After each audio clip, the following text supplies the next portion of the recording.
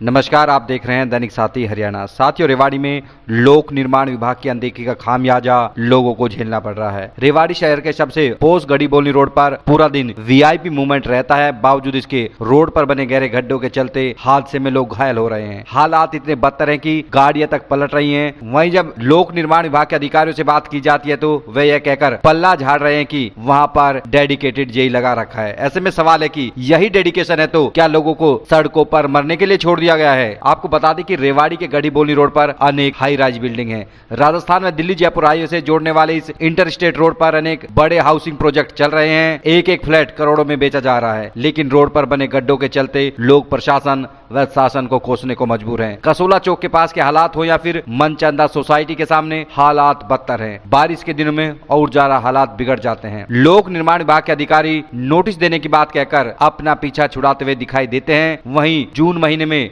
रेवाड़ी में हुई सीएम की रैली के दौरान केंद्रीय मंत्री राव इंद्रजीत सिंह भी चिंता जता चुके हैं कि यदि ड्रेनेज सिस्टम ठीक नहीं हुआ तो रेवाड़ी के हालात गुरुग्राम से भी बदतर हो सकते हैं। उन्होंने कहा था कि अगले 10 साल में रेवाड़ी का तेजी से विकास होगा, लेकिन यहाँ पर प्लानिंग की जरूरत है। लेकिन रेवाड़ी में जल निकासी के प्रबंध तो दूर दूर तक नजर नहीं आते। वहीं दूसरी ओर प्लानिंग तो दूर की कौड़ी की बात है, अधिकारी गड्ढे तक भरवाने में नाकाम नजर आ रहे हैं। रोड टूटने से जहाँ राजस्व को चूना लग रहा है, वहीं लोगों की जान पर आफत भी बनी हुई है। अब आपको दिखाते हैं पीड़ित लोगों ने क्या कहा, वहीं इस पर अधिकारियों की क्या प्रतिक्रिया है। बस अब क्या नाम है आपका? नरेंद्र कुमार नाम है। ये गढ़ीबोली रोड पे कि ये हालात इतने बदतर हैं, क्या वजह लगती है और कब से हैं यहाँ पे? ये करीब बारिश के सीजन में आई बार ऐसा ही होता है। क्या होता है कि इसमें पानी का निकासी नहीं है, उसकी वजह से ये प्रॉब्लम है। सरकार का कोई ध्यान नहीं है। यहीं से विधायक जाता है, यहीं से बाउल विधायक जाता है, रेवाड़ी विधायक जाता है, बीजेपी के सारे कार्यकर्ता इधर से कर, लेकिन किसी की निगाह नहीं है इसके ऊपर। पता नहीं आंखें बंद करके निकलते हैं या पता नहीं कैसे निकलते हैं, इसी पानी से होके गुजरते हैं। 2.5 फीट के गड्ढे हैं। हाँ, हादसे भी होते होंगे, देखते होंगे रोज हादसे होते हैं। कितनी वीडियो है हमारे पास जिसके वहाँ एक्सीडेंट भी हो रहे हैं, कोई लेडीज गिर भी रही है। पर डे गाड़ी इसमें कम से कम 10 गाड़ियाँ गिरती है इसके अंदर। दिन में 10 गाड़ियाँ तो करीब होती है। आप बता रहे थे कोई अधिकारी की भी? हाँ, अधिकारी खुद इसके अंदर फंस के गए हैं। बाउल के अधिकारी खुद इस खड्डे के अंदर फंसे हैं वो लोग। उन्होंने देखा कि हो रहा है, मगर जी कैसे हो रहा है, क्या हो रहा है, हम क्या करें, निकल जाते हैं यहाँ से। क्या वजह मानते हैं कि इतना बड़ा किसी की जान भी जा सकती है? इतने बुरे बिल्कुल जान जा सकती है जी। किसको जिम्मेदार मानते हैं आप? इसमें जिम्मेदार तो प्रशासन है इसका। बीजेपी नेता का एक यहाँ पे बीजेपी नेता का फार्म हाउस है और वो बीजेपी का बड़ा नेता है, लेकिन फिर भी शर्म की बात है। शर्म की बात है अगर ऐसे हो रहा है तो। क्या मांग करेंगे आप? और मैं भी मांग करता हूँ कि इस रोड का थोड़ा सरकार ध्यान दे और इस पानी की निकासी का समाधान करे। ये शहर का सबसे बड़ा महंगा रोड माना जाता है। सबसे महंगा रोड है, सबसे पोश इलाके का रोड है ये। 2-2 करोड़ रुपए के फ्लैट यहाँ पे बिकते हैं। सबसे पोश इलाका यहीं पे गढ़ीबोली रोड है।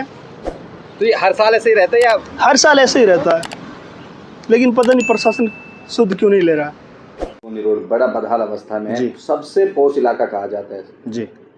तो क्या वजह क्या है, कितने लंबे समय से बदहाल है? नहीं, गढ़ीबोली जो रोड है वो तकरीबन 13 किलोमीटर की स्ट्रेच है।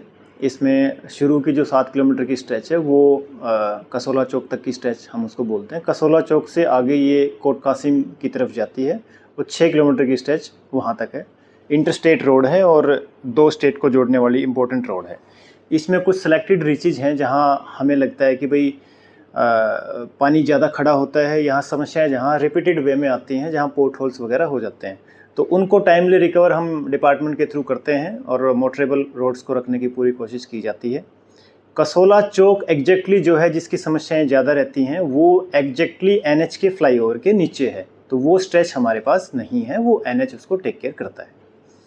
और 1-2 स्ट्रेच और बड़ी इंपॉर्टेंट हैं जिसमें ज़्यादा पानी भरने की समस्याएं हैं, जैसे ईडन गार्डन वाली स्ट्रेच है, या कसोला चौक से जस्ट पहले अगर हम देखें तो कोई 100-200 मीटर की स्ट्रेच है, उस पर समस्याएं ज़्यादा रहती हैं।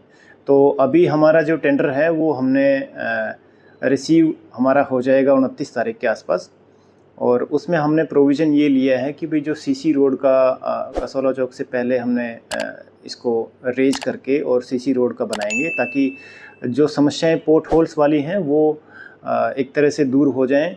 और इसका डिस्पोजल के लिए भी हमने डिस्ट्रिक्ट एडमिनिस्ट्रेशन से भी बात की है और कमेटी से भी हम टाई अप कर रहे हैं। कंसर्न विलेजेस जो ग्राम पंचायत हैं उससे भी हमारा टाई अप है।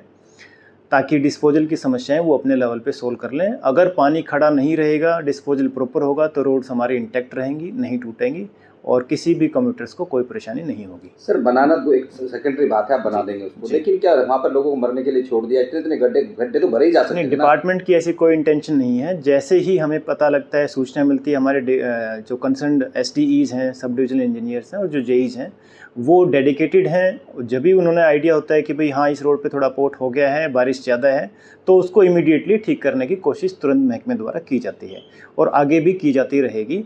अब होपफुली क्योंकि एक नया टेंडर हमारा रिसीव होने वाला है तो उसमें हमें लग रहा है कि हम इसका परमानेंट सॉल्यूशन कर देंगे।